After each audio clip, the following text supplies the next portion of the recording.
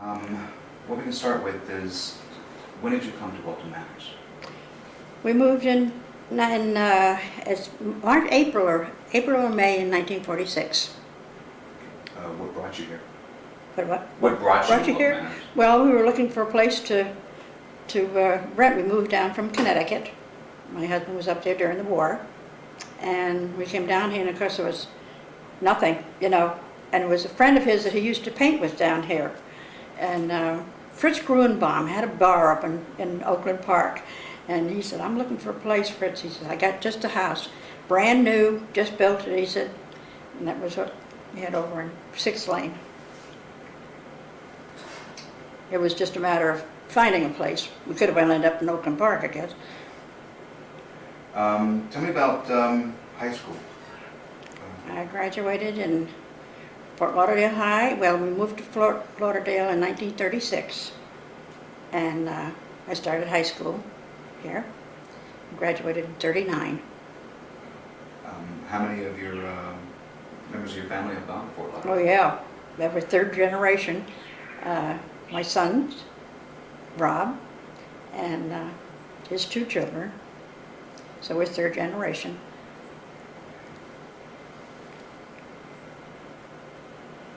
Then we have our reunion, we have a alumni every year, graduating 50 years or more.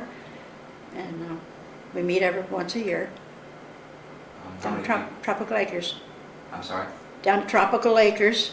Okay. We have it once a year, Fort Lauderdale High. How many people still? Oh, hundreds.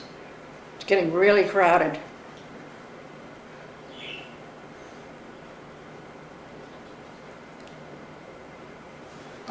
Talk about the Oakland Park Bridge in 1940.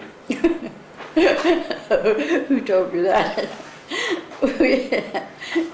We used to go down when I was dating.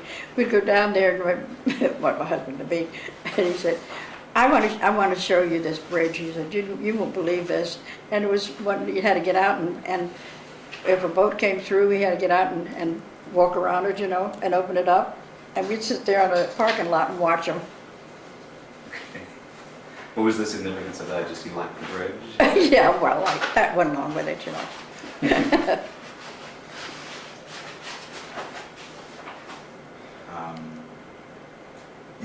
So you moved here, then went back to Connecticut? Well, so during the war, my husband was a painting contractor. Well, he was a painter. And during the war, there was no work at all.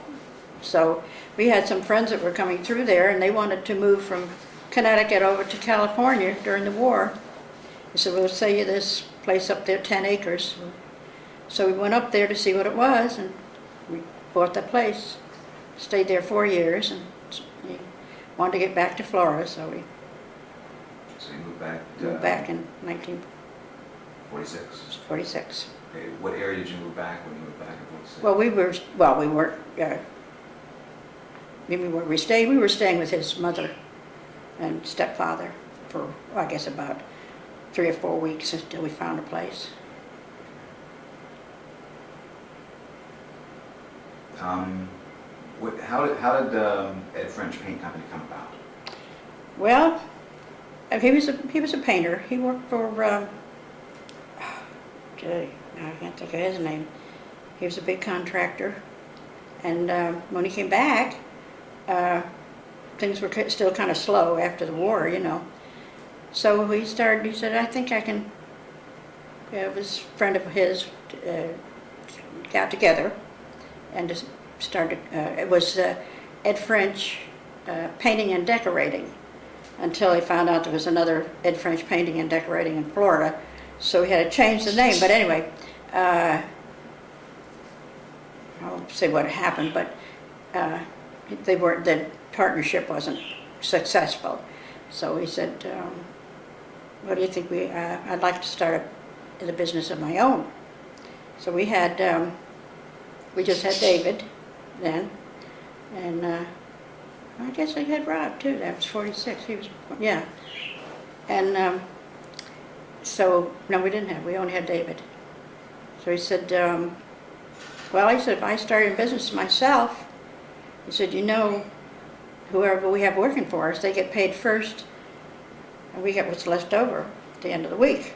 So I said, okay. So I said, well, hot dogs and fried potatoes and beans was on the menu. And that was how he started. He started as at French painting and decorating. Like I said, that they already had that name in Tallahassee. So he started Ed French Painting. That was it, 1946. Tell us about when you moved into the home on 6th Lane. That's the one we bought. Okay. Yeah. When was that? When did you buy that house? In Was that before? 46. That was in 46 Yeah. as well. Okay. It was just we were just down here maybe a month or two, and we were looking for a place to buy, or rent or whatever. But that came up. That was 1946. It was a brand new house. Nobody had ever lived in it. It was And at that time, there was no bridge on 6th Avenue. was no, and 6th Avenue didn't go through. It went to 6th, it makes that little curve to 6th Lane, and that was it. That was 6th Avenue didn't go through.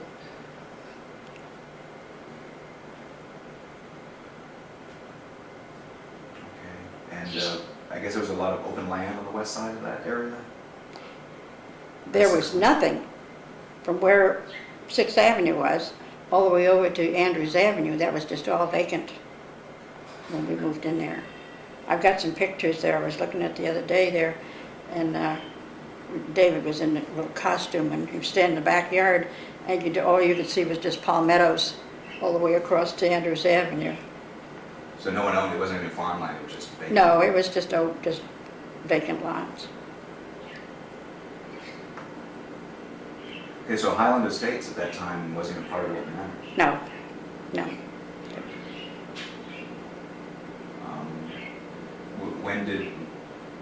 When did it come about when Highland Estates was annexed? I don't remember. I think it was 51. Was it 51? But do you remember, like, was there a catalyst? Was it people wanting to do that, or was it just the growth? I think they were just went along with it. I mean, there was no really any radical change.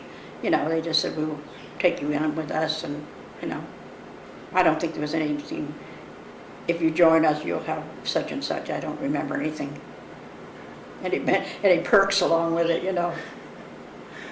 But they held this Highlands Estates Civic Association meetings. Mm-hmm.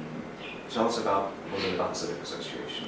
Well, it was just, you know, a little group together, and if there was any problems or anything, or we needed something like that, we would, I don't know who they asked for, because I didn't belong to it, you know. I was more like a man thing, you know.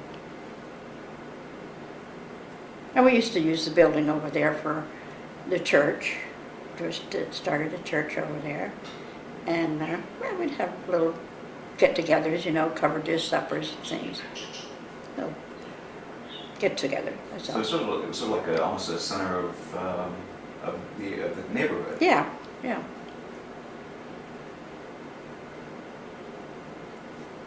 Tell us about the Presbyterian Church. Mm-hmm. When was that established? I can't remember the date. We started in, we had deacons and elders, and my husband was one of the deacons. And actually, I should have gotten out that letter from David Martin, the original deacons and elders, and they would send some different preachers out, you know, every Sunday and things like that. But our first real preacher was David Martin. And when the Sunday that the church was open, of course, it was all still just not finished, you know, yet. And we marched from the Highland Estate Civic Club, and I had Rob in the carriage, and we were singing hymns from the civic building over to the church. It was real nice. Where did the church get the land? I don't know how they got that. I think it was donated. And That was back. yeah. Dave Turner. Dave Turner, right. So let's That's- start out so we have the whole thing. on. That's it, yeah. That's it. Tell us about the land where the Presbyterian Church was. We're going to start over so we can get all that. All right, yeah, okay. Yeah. So that's what, he donated it Let's, from, let's back up a little bit because people are not going to hear me. Yeah. They're just going to hear you. So if you want to say something along the lines of Dave Turner donated the land for the church we built. yeah, Okay. the whole, it was the whole, the block from where the library was, across over to, well, where 6th Avenue goes through. And that was all donated.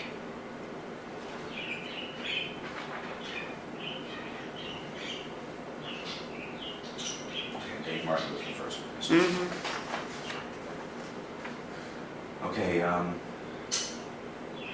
in '53, you moved. So tell us about the surrounding areas of Highlander Estates and where this house now sits. Tell us about it. Our little house is gone.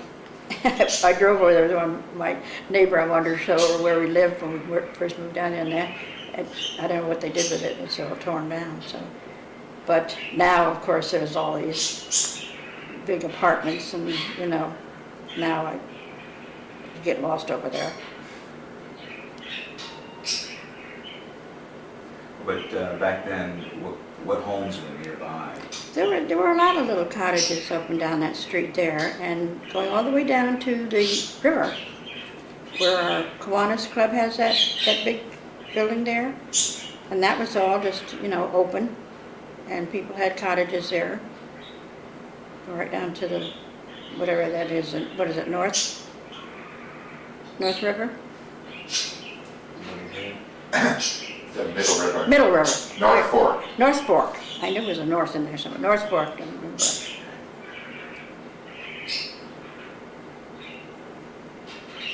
Okay, the elementary school where it sits at now. Mhm. What was there before the what the area? It was a chicken farm. Tell us about the chicken. Oh, a chicken. We'd get the kids in the car, we'd go someplace, and it would be raining and everything, you know. I'd say, all right, take a deep breath. Here we're going by the chicken farm. It smelled terrible. So we held the breath from one end of the block to the other. Is it time yet? Yeah, okay, take a breath. Oh. Okay, and also in the early 50s, mail wasn't delivered at that time, was it? I had a rural box over in the corner, well, almost opposite where the library is now. And that's where we had to walk from 6th Lane over there to get our mail. And I don't know whether we made a petition and to ask them if we could had delivered the mail from house to house, you know. So we got our mailbox out. We had to be on the other side of the street, you know. So, but it was my mailman was one of the fellows that graduated from high school with me. I can't think of his name either. So.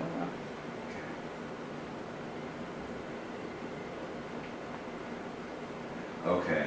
Apparently there's a story about your husband trailing pink paint to pick up the mail. Yeah. When he first started out, he had an old, I should have had a picture of that. It was an old pickup truck, opened the back, you know, and so he loaded the paint on it, you know, and David and I were walking down to the grocery store, and I looked down there, and here's this big glob of paint on the thing, and then the trail of paint, of course, and I said, when he came back, I said, did you turn and went off to such and such a place? And he said, yeah, how did you know that? And I said, you dumped your paint on it, and I followed the paint trail.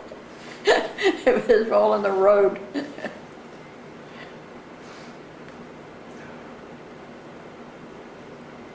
Okay, now in 55, Alvar Hagen donated some land. I guess it became Hagen Park. Yeah, Okay. yeah. Do you know, are you, No, I wasn't in on that. okay.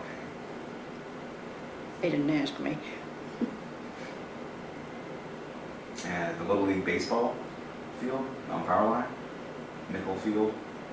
Yeah, that was Perry Mickle. and he donated all the land. And I think I gave somebody a picture of it before even the bleachers were up. We used to go over there and sit on the pile of lumber and watch them play baseball over there at Perry Mickle. Donated all that land. Do you remember the opening of the parks? I remember seeing it, you know, but I don't remember what date it was or anything. But both your sons played Little League over there. Mm-hmm. Okay, give us a little feel of what it was like.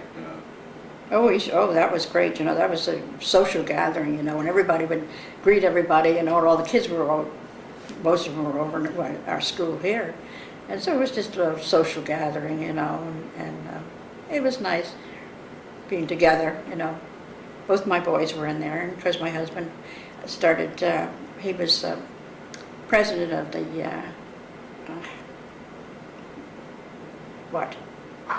Optimist Club, goodness sakes. And they started there was so many little boys that had to sit on the bench, didn't get to play. Because coaches, you know, would play the boys that knew how to play. And the little kids would just sit there with nothing to do. So he asked the Optimist Club to, you know, support him, and he started the Farm League. And some of the guys, you know, volunteered to be coaches, so all these little boys that normally wouldn't have played on, you know, sat on the bench, got to play the little Farm League. They would, because they knew nothing about baseball. I'd go over there, walk over, watch them. They used to be over here at the school. It was a little ball field over there, and hit the ball, you know, and say, "Run, run, run!" And he ran from the base there across the field. And he said, "What did you do that for?" He said, "Well, there was somebody on first base."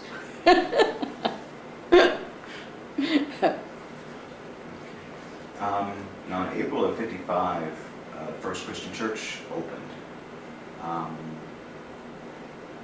Tell us about that and John Stouffer. Well, his father, what was his father's name? Dr. John Stouffer. John, no, not John is the one. Oh, Clarence. Clarence was one, and we went over there, and he was a very dynamic person. He was a big guy, and I can remember seeing. I didn't know it was John at the time, and he would be sitting down there in the front. You know, they had two brothers and two sisters, and two brothers became preachers.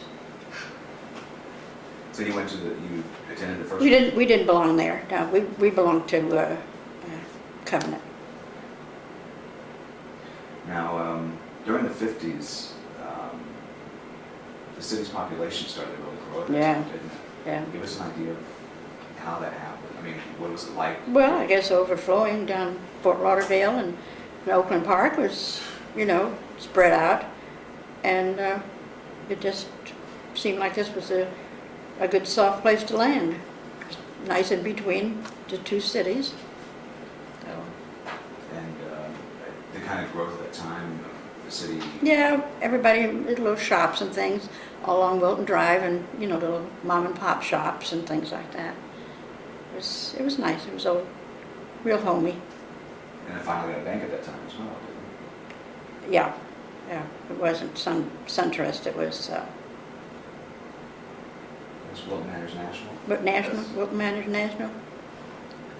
And tell us about the first supermarkets. The what? The first supermarkets in Wilton Manors. Well, that was Manor Market. And it was to Brady and Frank Starling started it. Partners.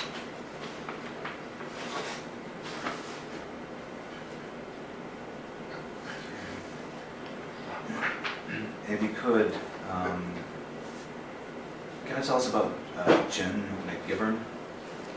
Well, he was one of the first. No, Harry and Matey Davis were their director, and she was his assistant. She taught tennis down there, and Harry Davis was the first recreation director.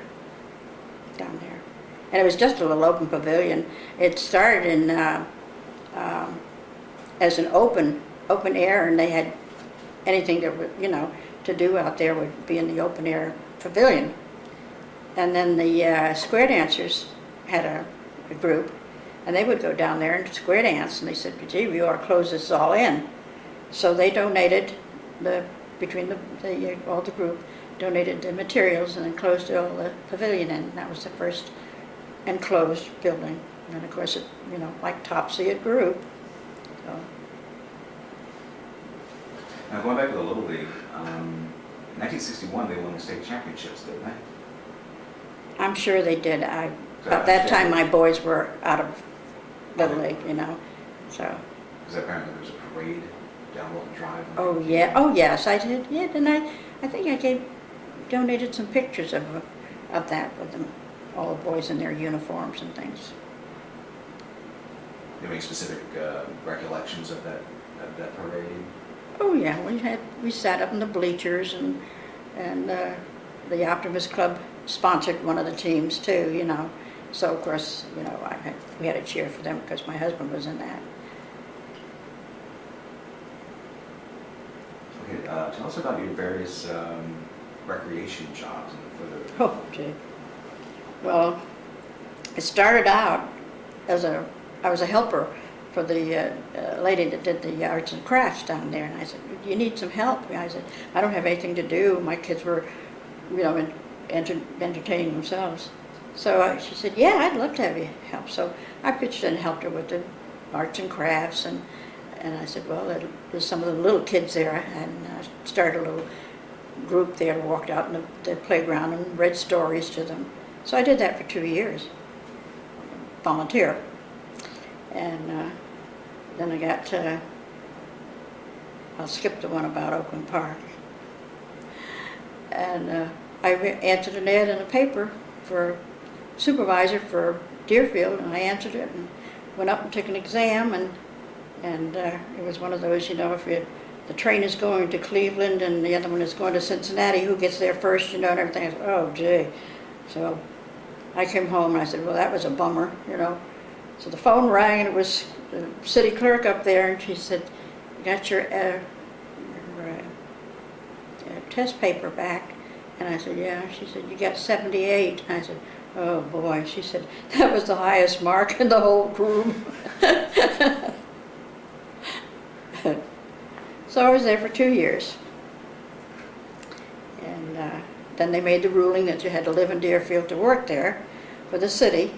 And of course, we were here, so I said no. And so I resigned, and of course, everybody was 42 people that didn't live in Deerfield, so I rescinded it, but I had already left, So I worked that next summer. I worked out at Lauderdale Lakes. One of the supervisors asked me if I wanted to do the arts and crafts out there for the summer program. I said sure. So I went up, and here we had an open pavilion and 2 Jiffy Johns. That's what I worked all summer long. And we had the best time. The kids just, no matter what we did, they just loved it because they hadn't had anything before, out there. So they just loved it. And so then the job opened up in Plantation. I applied for it, got it. So you're very artistic then, with the crafts and art. Yeah, I did a lot. Yeah, I directed all, for years I directed all the craft things and everything, but then it got so big, we opened up several schools out there, and so I had to back off and let the teachers do it, so. Give us tell us a little bit about the Kiwanis Club here locally. I don't know too much about it, because it was, my husband didn't belong to that, and then our son Rod got interested in it. It's good. They do a lot of good.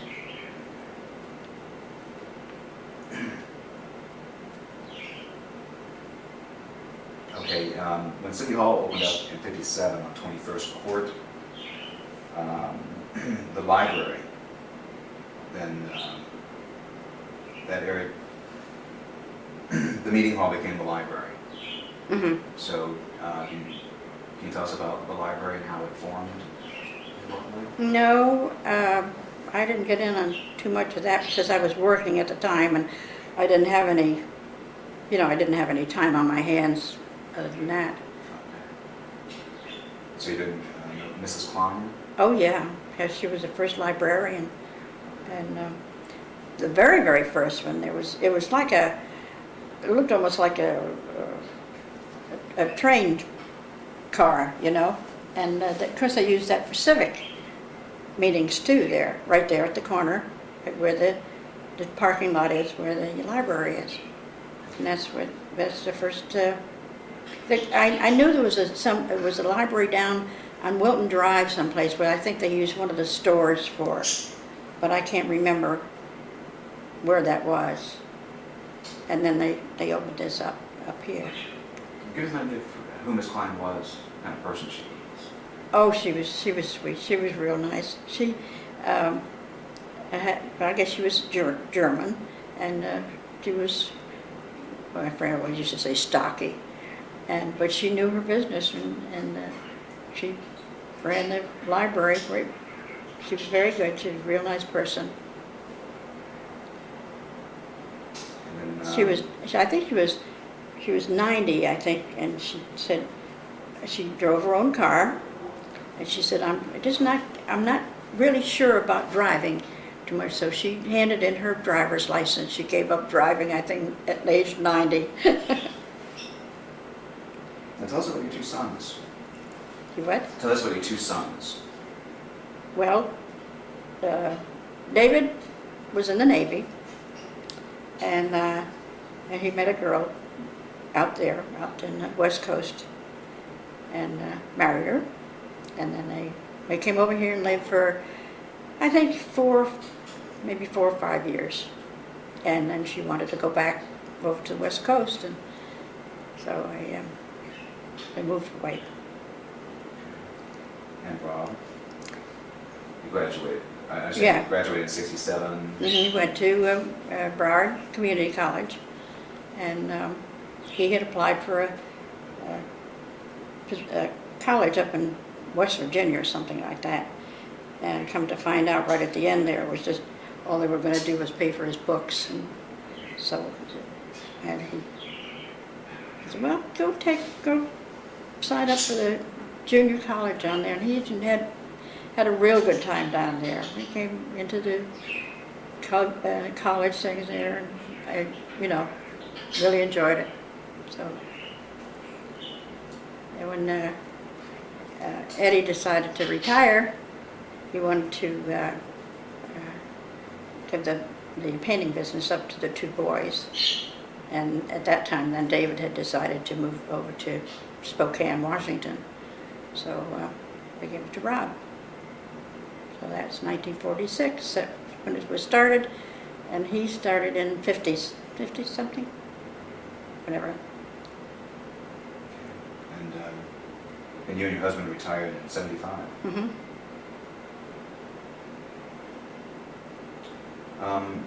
Once you retired, what kind of things did you start doing?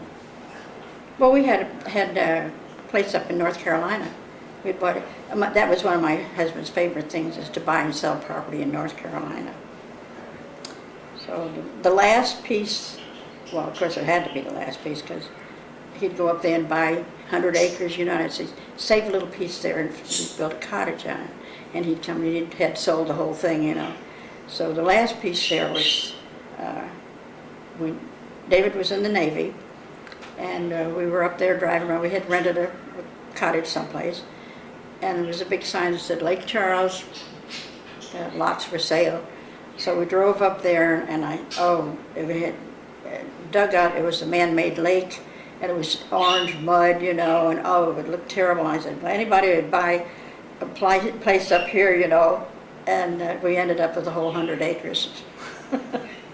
And resold them. So we have our 2 pieces up there. Rob has his acreage over next to us over there, our place.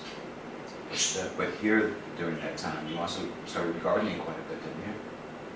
Up there or No, here? here. Oh, here? Yes. Oh, well, just outside, just, you know, working in the yard. Now, Rob married Kathleen Coco, correct? Mm-hmm.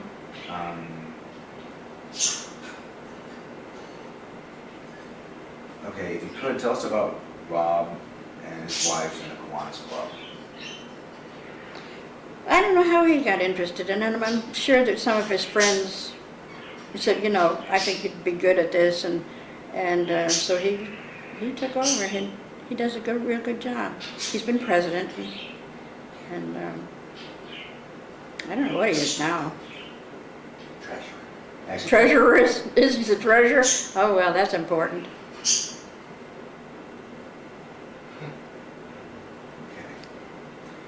Is there anything specific about Wilton Manors you would like to discuss we haven't touched? No, I don't. Well, it stands to reason. We've been here a long time, over 50 years, and it's home. I wouldn't want to be anywhere else in Broward County. It's we have a lot of old friends still here that I keep in touch with, and no, I've watched it grow. And this is when we built this house here. The road didn't go through. They had to put a Coral Rock Road up to the driveway there to get the trucks in here, and there was nothing out over there, you know. So it's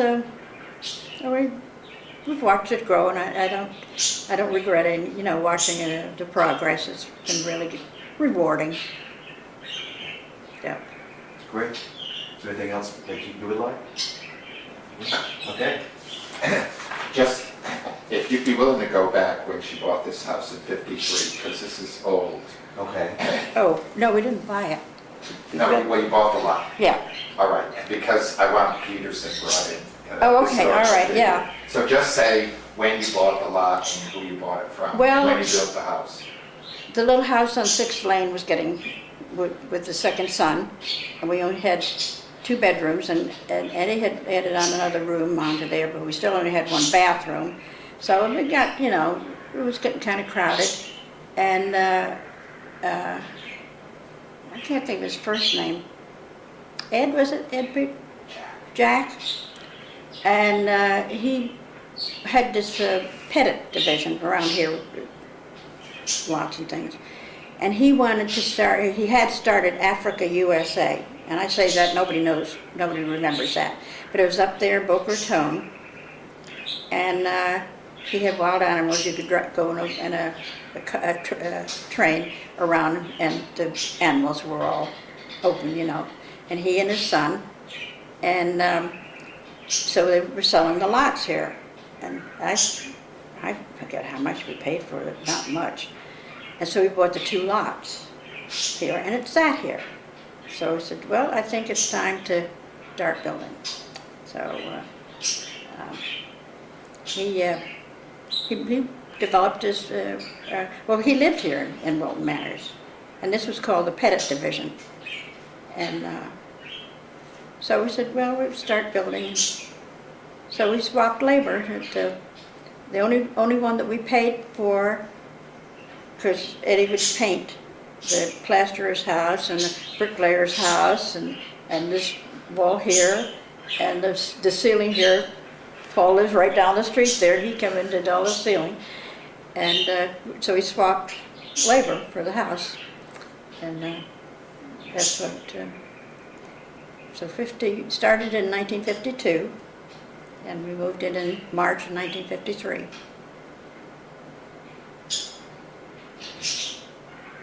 Thank you, ma'am. That was it. I appreciate that. Because, you know, over 50 years in the same house, and this is the older part. Not the oldest. This is the old, yeah, this is the old part. You know, just on either side of Do you want Wilton to drink Drive. your cold water? That'd be wonderful.